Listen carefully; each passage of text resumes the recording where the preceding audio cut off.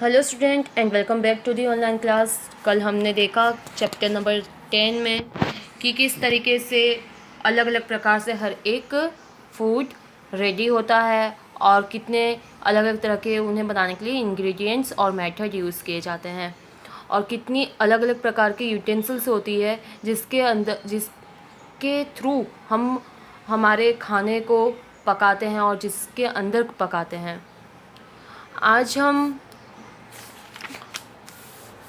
Continue करेंगे एक नए टॉपिक के साथ, जो कि है कि कितनी वैरायटी ऑफ गैसेस किस तरीके से हमारी टेक्नोलॉजी बढ़ती गई और किस हिसाब से अलग अलग प्रकार के आज के टाइम में हमारे पास गैस हैं, स्टोव हैं, जिस पे हम खाना बना सकते हैं। तो सबसे पहले हमें एक एक्टिविटी दी गई है थिंक एंड राइट, जिसमें कहा गया है that which fuel is use to cook food in your house. कौन सा फ्यूल यूज़ होता है आपके घर में खाना बनाने के लिए। फ्यूल मतलब gas, call, petroleum gas, would, ये सब है ना फ्यूल माने जाते हैं। क्यों? क्योंकि ये इन चीज़ों से आग जलती है, तो इसी वजह से ये फ्यूल माने जाते हैं और उसी आग से फिर हमारे लिए खाना पकता है। और आगे क्या एक्टिविटी में कहा गया है draw a picture in your notebook and rights it's name. Picture draw करनी है नोटबुक में उस फ्यूल की जिसकी हेल्प से आपके घर में खाना बनता है और उसका नाम लिखना है। Next activity is identify the picture given below and right their name. Match the picture with the list. Matching can be with more than one thing also.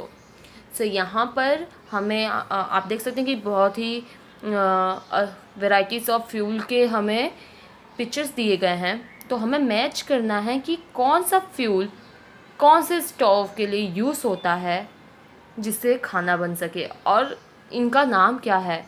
सबसे पहले हमें पिक्चर दी गई है चूल्हा की। नेक्स्ट में दिया गया है कॉल स्टोव मतलब जो कोयला डाल के जिसके ऊपर खाना बनता है। देन हमें गैस स्टोव की पिक्चर दी गई है। यहाँ हमें सोलर कुकर की पिक्चर दी गई है। यहाँ हमें स्टोव या जिसे प्रीमस भी कहते हैं, तो प्राइमस की भी पिक्चर दी गई है। यहाँ इलेक्ट्रिक हॉट प्लेट की पिक्चर दी गई है। अब यहाँ पर हमें फ्यूल के नेम दिए गए हैं कि कौन सा स्टोव जो है वो कौन से फ्यूल से चलता है, वो हमें मैच करना है। और एक स्टोव के लिए एक से ज़्यादा फ्यूल भी मैच हो सकते हैं। चूल्हा किस चीज़ से जलता है? तो चूल्हा जलता है वुड यानी लकड़ियों की हेल्प से, और दूसरा काव डंग के एक्स यानी गोबर के कंडे से। नेक्स्ट दिया गया है कॉल स्टोव। तो कॉल स्टोव के लिए कॉल फ्यूल नेसेसरी है, कॉल के नीचे कॉल स्टोव लिख देंगे। देन गैस स्टोव है तो गैस के लिए उसके लिए गैस ज़रूरी है, पेट्रोलियम गैस यूज़ होता है। देन दिया है सोलर कुकर, तो सोलर कुकर के लिए सनलाइट ज़रूरी होता है। देन दिया है प्राइमस यानी स्टोव, तो उसके लिए केरोसिन ऑयल ज़रूरी है। देन है इलेक्ट्रिक हॉट प्लेट, तो उसके लिए इलेक्ट्रिसिटी ज़रूरी है। इस तरीके से ये मैचिंग यहाँ पर कंप्लीट हुई। और इस एक्टिविटी से हमने ये जाना कि किस तरीके से हमारी जो खाने बनाने की प्रोसेस थी, इवन देन जो स्टोव के स्ट्रक्चर थे, वो लोगों के बदलते अनुसार, समय के अनुसार किस तरीके से वो भी डेवलप होते गए और नए नए तरीके के अब तो स्टोव आने लगे हैं। On the next page what is given, let's go through with this. Read and make. Soak whole mung seeds overnight in water. In the morning, wrap the soaked mung in a wet cloth and cover it. Take it out after a day. Do you find any difference?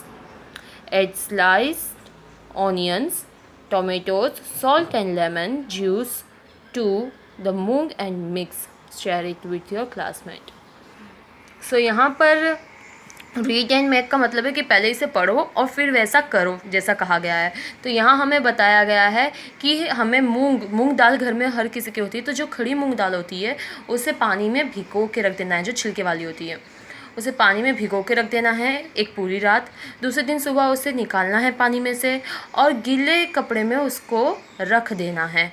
और फिर एक दिन बाद या फिर उसी दिन जिस दिन आपने कवर किया है उसे क्लोथ से, वेट क्लोथ से, गीले कपड़े से, तो उसके रात तक में आप उसे ओपन करके देखो, आपको कुछ डिफरेंस फाइंड होगा।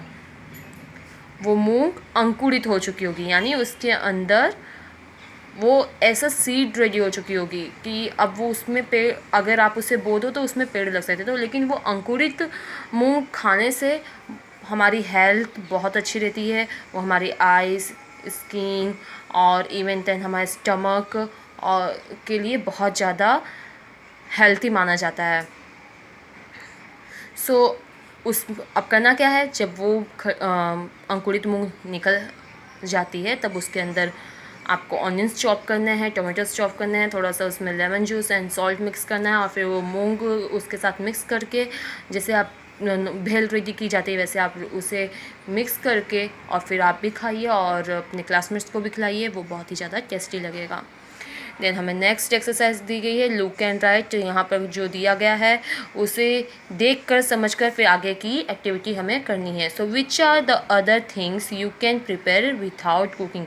ऐसे चीज़ों के नाम लिखने हैं जो बिना आप स्टोव का यूज़ किए या बिना उसे रोस्ट किए, बिना उसे पकाए आप खा सकते हैं। सो लेमन वाटर, फ्रूट डिश और लस्सी। मैंने यहाँ पे फ्रूट डिश और लस्सी ले ली है। आपको अगर और भी कोई आइडिया हो कि हाँ ये चीज़ बिना पकाए भी बनती है और लोग इसे खाते हैं और ये बहुत ही टेस्टी एंड डिलीशियस फूड्स में मानी जाती है, तो आप वो चीज़ लिख सकते हैं। सो लेमन वाटर, पहले हमें एग्जांपल दिया गया है लेमन वाटर कैसे बनता है। सो mix sugar in a water, एक ग्लास, आपको जितना भी क्वांटिटी में वाटर चाहिए आप उतनी क्वांटिटी में वाटर लीजिए, फिर उसके अंदर शुगर ऐड कीजिए, उसके बाद उसमें लेमन जूस ऐड कीजिए, उसे बराबर से घोलिए और उसके बाद फिर वो लेमन वाटर रेडी हो जाता है। और अगर आपको और टेस्टी बनाए तो उसमें आप सॉल्ट यूज़ कर सकते हैं।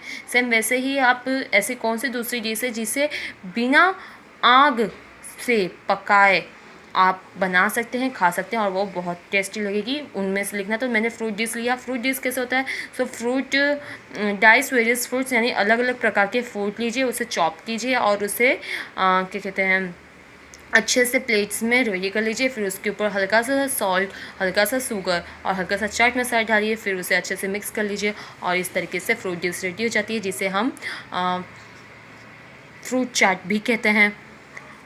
बात करेंगे लस्सी की, तो लस्सी के लिए क्या है ज़रूरी है, तो सबसे पहले तो 1 कप दही होना चाहिए, उसके अंदर आपको शुगर मिक्स करना पड़ेगा, फिर उसमें आपको आइस क्यूब्स मिक्स करने पड़ेंगे, फिर उसे बराबर से एक बार मिक्सर में ब्लेंड यानी ग्राइंड करना पड़ेगा अच्छे से, और फिर उसमें पानी बराबर अच्छे से मिलाकर फेंट कर उसे, और आपकी लस्सी रेडी हो जाएगी।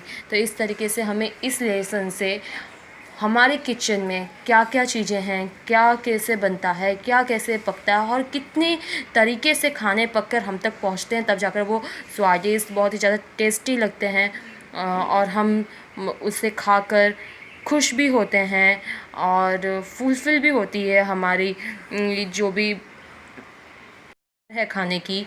इवन देन हमारी जो हंगर है वो भी कहीं ना कहीं सेटिस्फाई होती है और हम हेल्थी भी होते हैं। तो इस तरीके से हमें पूरा सारा मेथड, सारे वेरियस टाइप्स ऑफ प्रोसीजर जो है वो चीज़ें इस लेसन से हमें समझा दी गई। सो आज के वीडियो में इतना ही। Thank you.